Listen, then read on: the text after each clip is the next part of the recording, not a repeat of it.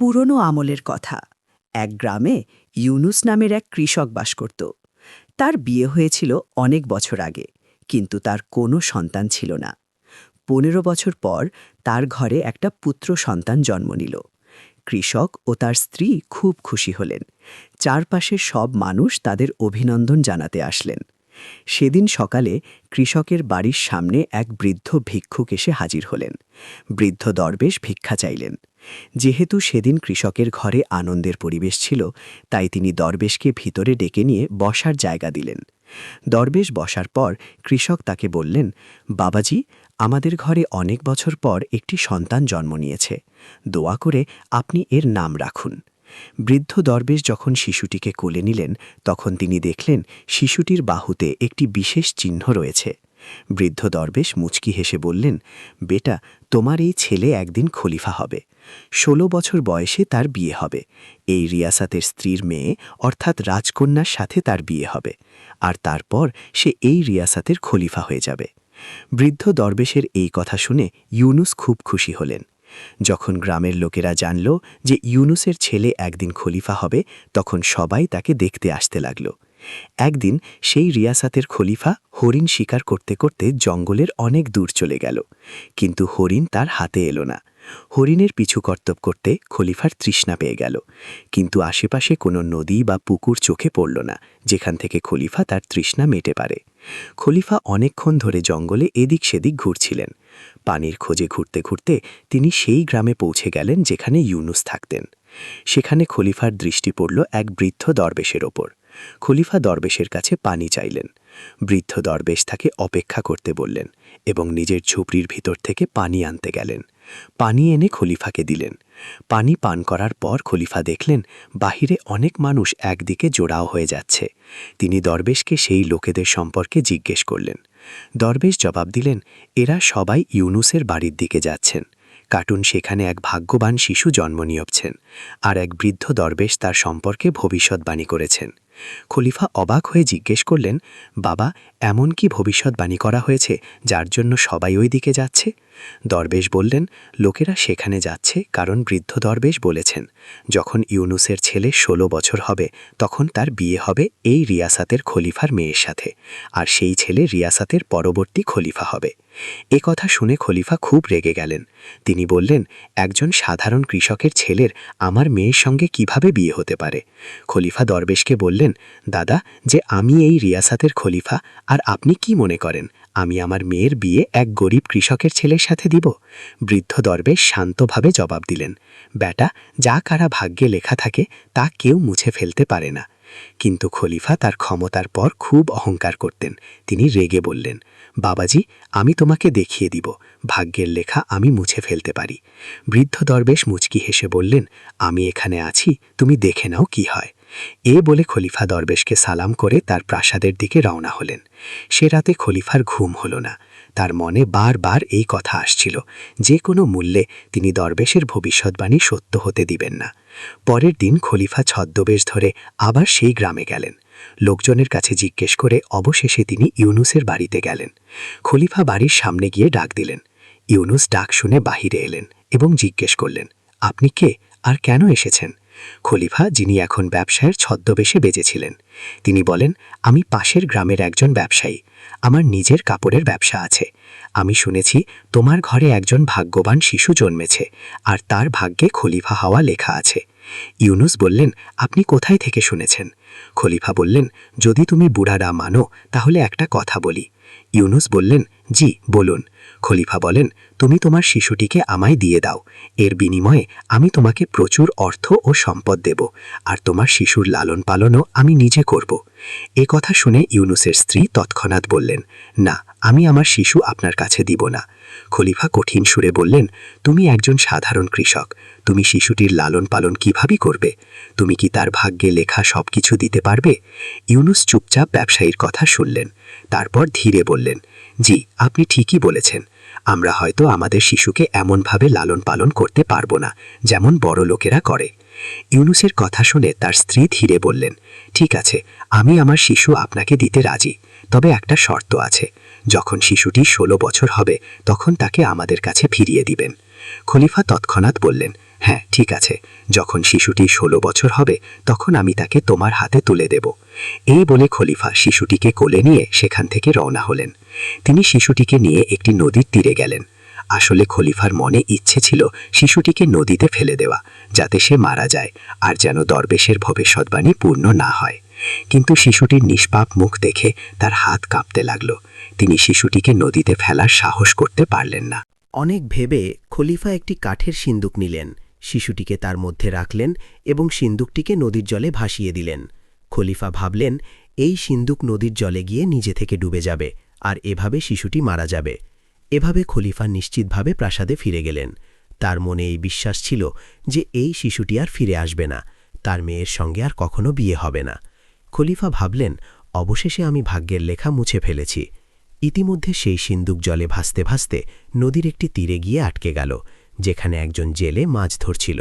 জেলের নজর যখন একটি ভাসমান পর পড়ল, তখন সে অবাক হয়ে বলল, এর মধ্যে তো একটা ছোট বাচ্চা রয়েছে। সে বিস্মিত হয়ে গেল, কারণ জেলেটির নিজেরও কোনো সন্তান ছিল না। সে বাচ্চাটিকে নিজের বাড়িতে নিয়ে যাওয়ার সিদ্ধান্ত নিল। জেলের স্ত্রী যখন বাচ্চাটিকে দেখলেন, তিনি খুব খুশি হলেন। তিনি তার স্বামীকে জিজ্ঞাসা করলেন, এই বাচ্চাটি কার, কোথা থেকে এনেছ? জেলে তার স্ত্রীকে পুরো ঘটনা বললেন, কিভাবে তিনি নদীর তীরে মাছ ধরছিলেন এবং নদীতে ভাসমান একটি সিন্ধুকে এই বাচ্চাটিকে পেয়েছেন। দুজনে হাত জোড় করে আল্লাহর কাছে শুকরিয়া আদায় করলেন যে তাদের একটি বাচ্চা দেওয়া হয়েছে। এখন সে বাচ্চা জেলের বাড়িতে বড় হতে লাগল। জেলে বাচ্চাটির নাম রাখল আব্দুল্লাহ। এভাবে অনেক সময় কেটে গেল এবং আব্দুল্লাহ ধীরে ধীরে জেলের বাড়িতে বড় হতে লাগল। এভাবে 16 বছর কেটে গেল। এখন আব্দুল্লাহ একজন বুদ্ধিমান, সুশীল এবং নেক চরিত্রবান যুবক হয়ে উঠেছে। একদিন আব্দুল্লাহ তার ওস্তাদের কাছে পড়াশোনা করছিল। ওস্তাদ যা প্রশ্ন করতেন, আব্দুল্লাহ তৎক্ষণাৎ সেই প্রশ্নের উত্তর দিতেন। এটি দেখে ওস্তাদ খুব মুগ্ধ হলেন। বললেন, আব্দুল্লাহ, তুমি তো অনেক বুদ্ধিমান এবং জ্ঞানী, ভবিষ্যতে অনেক বড় মানুষ হবে। ওস্তাদ তখন আব্দুল্লাহর প্রশংসা করছিলেন। এর মধ্যে সেই খলিফা সেখান দিয়ে যাচ্ছিলেন। তিনি অন্য একটি এলাকায় জরুরি কাজে যাচ্ছিলেন। খলিফার নজর যখন আব্দুল্লাহর ওপর পড়ল, তৎক্ষণাৎ খলিফা থেমে গেলেন। খলিফা কিছুক্ষণ তাকে মনোযোগ দিয়ে দেখলেন। তারপর তাকে জিজ্ঞাসা করলেন, বেটা, তুমি কে, কোথায় থাকো, তোমার বাবার নাম কি? আব্দুল্লাহ ভদ্রভাবে জবাব দিল, হুজুর, আমি একজন জেলের ছেলে। একথা শুনে খলিফা কিছুটা চিন্তায় পড়লেন, কিন্তু তখন কিছু না বলেই এগিয়ে গেলেন। তারপর খলিফা সোজা জেলের বাড়িতে গেলেন। সেখানে পৌঁছে তিনি বললেন, তোমার ছেলে খুবই বুদ্ধিমান এবং সুশীল। জেলে বিনয়ের সাথে বললেন, জাহাপনা, আমি তার আসল বাবা নই, আমি শুধু তার লালন পালন করেছি, কিন্তু সে আমার কাছে সন্তানের চেয়ে বেশি। কথা শুনে খলিফা অবাক হলেন এবং জিজ্ঞাসা করলেন, যদি ওই ছেলে তোমার সন্তান না হয় তাহলে তুমি তাকে কোথায় পেয়েছ? জেলে পুরো ঘটনা বিস্তারিতভাবে বলল, কিভাবে তিনি নদীর তীরে মাছ ধরেছিলেন এবং নদীতে ভাসমান একটি সিন্দুকের ভিতরেই বাচ্চাটিকে পেলেন। খলিফা যখন এই ঘটনা শুনে তখন তার মুখ লাল হয়ে গেল। ইনি পুরোপুরি বুঝে গেলেন যে এটি সেই বাচ্চা যাকে তিনি 16 বছর আগে নদীতে ভাসিয়ে দিয়েছিলেন। খলিফা ও জেলে তখনও এই বিষয় নিয়ে কথা বলছিলেন। এমন সময় আব্দুল্লাহ সেখানে এসে পড়ল। খলিফা আব্দুল্লাহকে দেখে মনে মনে একটি চক্রান্তের পরিকল্পনা করলেন। তিনি জেলেকে বললেন, আমাকে একটি জরুরি কাজে যেতে হবে। যদি তুমি তোমার ছেলের হাতে আমার একটি চিঠি আমার স্ত্রীর কাছে পৌঁছে দাও, তাহলে আমি তাকে 100 স্বর্ণমুদ্রা দেব। আব্দুল্লাহ খুশি মনে জবাব দিল, জি জাহাপনা, কেন নয়, আমি আপনার চিঠি অবশ্যই পৌঁছে দিব। কিন্তু খলিফা ওই চিঠিতে গোপনে একটি গোপনীয় লিখন লিখলেন এবং তার মোহরও লাগিয়ে দিলেন। তারপর খলিফা চিঠিটা আব্দুল্লাহর হাতে দিয়ে বললেন, বেটা, এই নাও, এই বার্তা আমার স্ত্রীর কাছে অবশ্যই পৌঁছে দিও। আব্দুল্লাহ চিঠি নিয়ে রওনা হলো। সে হাঁটতে হাঁটতে একটি ঘন জঙ্গলে পৌঁছালো, যে তার মনে হলো সে পথ ভুলে গেছে। পথ খুঁজতে খুঁজতে তার রাত হয়ে গেল। রাত কাটানোর জন্য সে একটি জায়গা খুঁজতে লাগলো। হঠাৎ তার নজর একটি বাড়ির ওপর পড়ল।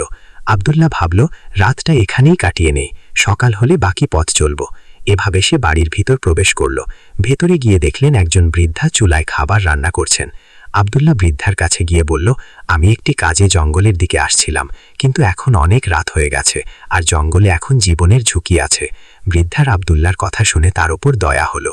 বৃদ্ধা বলল, বেটা, তোমার কথা ঠিক, কিন্তু আমি তোমাকে একটা কথা বলে দেই, এই বাড়ি ডাকাতদের আড্ডা আর আমি তাদের জন্যই রান্না করছি। এরা কাউকে জীবিত ছাড়ে না, বিশেষ করে কারো কাছে যদি মূল্যবান জিনিস থাকে। আব্দুল্লাহ বলল, মা, আমার কাছে তো তেমন কিছুই নেই, শুধু এই চিঠি আছে, যা আমার খলিফার স্ত্রীর কাছে পৌঁছে দিতে হবে। একথা শুনে বৃদ্ধা চমকে উঠলেন। তিনি তৎক্ষণাৎ বুঝলেন ব্যাপারটি ঘুরতোর। তিনি আব্দুল্লাহর কাছ থেকে চিঠিটি নিয়ে বললেন, আমি কি এই চিঠিটা দেখতে পারি? আব্দুল্লাহ নরম সুরে বললেন, জি মা, কিন্তু চিঠিতে খলিফার মোহর লাগানো, আর এটি শুধু খলিফার স্ত্রীর জন্য। বৃদ্ধা বললেন, বেটা, তোমার উপর বিপদ ঘনিয়ে আসছে। ঠিক তখনই ডাকাতরা সেখানে এসে পড়ল। তারা ছেলেটিকে দেখল এবং সামনে পড়ে থাকা চিঠিটা পড়তে লাগল। চিঠিটি পড়তেই তাদের মুখ বিস্ময় আর রাগের ভাব ফুটে উঠল। কারণ খলিফা তার স্ত্রীকে আদেশ দিয়েছেন, যে ছেলের হাতে তোমার কাছে এই চিঠি পৌঁছাবে তাকে তৎক্ষণাৎ হত্যা করা হোক। এটি সেই ছেলে যার সঙ্গে আমাদের মেয়ের বিয়ের হওয়ার কথা ছিল। আমি ভাগ্যকে মুছে ফেলেছি, এখন এটাকেও মুছে ফেলো।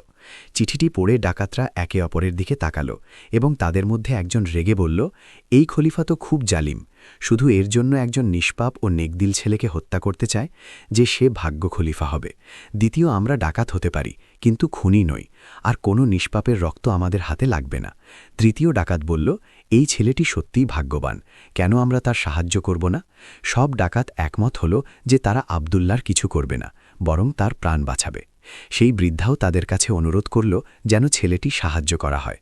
বৃদ্ধা মা ডাকাতদের অনুরোধ করলেন, যদি তোমরা সত্যি হৃদয়বান না হও তাহলে আমার একটা রাখো। এই নিষ্পাপ নেকদিল এবং নির্দোষ ছেলেটিকে হত্যা করা পাপ, কেন আমরা ছেলেটিকে বাঁচাবো না এবং এই জালিম খলিফার ইচ্ছেকে ব্যর্থ করে দিই? একজন ডাকাত বললেন, মা, আপনি একদম ঠিক বলেছেন, আমরা ডাকাত, কিন্তু কোনো নির্দোষের রক্ত আমাদের হাতে লাগবে না।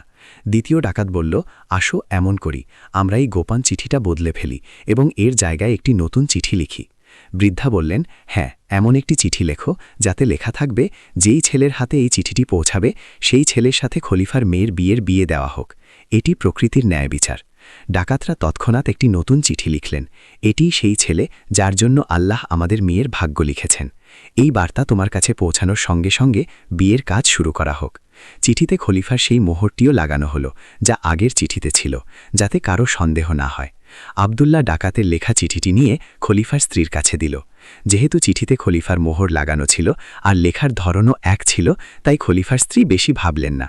তিনি ভাবলেন, যদি আমার স্বামী নিজেই এই সিদ্ধান্ত নিয়ে থাকেন তাহলে নিশ্চয়ই কোনো কারণে, হয়তো এই ছেলেটি কোনো বিশেষ ব্যক্তি যার ভাগ্যের রাজত্ব লেখা আছে। কিছুক্ষণ পর তিনি আদেশ দিলেন যে তৎক্ষণাৎ বিয়ের প্রস্তুতি করা হোক। একথা শুনে খাদেমরা দৌড়ে গেল এবং রাজকন্যাকে বিয়ের জন্য প্রস্তুত নিয়ে এলো। আর আব্দুল্লাহ, যে ছিল নেকদিল ও সৎ যুবক, সে জানত না যে চিঠিতে কি লেখা আছে। সে শুধু ভদ্রভাবে প্রাসাদের আদেশ মেনে চলল। কিছুক্ষণের মধ্যে শাহী দরবারে বিয়ের অনুষ্ঠান সাধাসিধে কিন্তু স্থান সৈকতের সঙ্গে সম্পূর্ণ হল। আব্দুল্লাহ এবং রাজকন্যার বিয়ে হয়ে গেল। কিছু সময় পর যখন খলিফা প্রাসাদে ফিরলেন, তখন তার মেয়ে প্রাসাদে ছিল না। তিনি কিছুটা উদ্বিগ্ন হলেন এবং তৎক্ষণাৎ সেই চিঠিটি আনতে বললেন। চিঠিটি পড়ে তার চোখ বিস্ময় ছানাবোনা হয়ে গেল। চিঠিতে লেখা হয়েছিল, এই ছেলেটি অত্যন্ত বুদ্ধিমান এবং নেক চরিত্রবান, তাকে তৎক্ষণাৎ রাজকন্যার সাথে বিয়ে দিয়ে আমাদের খানদানের অংশ করা হোক। আমি ফিরে আসার আগেই এই বিয়ে সম্পূর্ণ দেখতে চাই। এটি পড়ে খলিফার মুখের রং বদলে গেল। তিনি রাগ, বিস্ময় এবং ভয়ের আবেগে ডুবে গেলেন। তিনি তৎক্ষণাৎ সিপাহীদের আদেশ দিলেন, যাও, আব্দুল্লাহকে গ্রেফতার করে এখানে নিয়ে আসো। সিপাহীরা তৎক্ষণাৎ আব্দুল্লাহকে ধরে নিয়ে এলো। তুমি ছলনা করে আমার মেয়েকে বিয়ে করেছ, কিন্তু আমি তোমাকে কখনো আমার মেয়ের জামাই হিসেবে মেনে নিব না।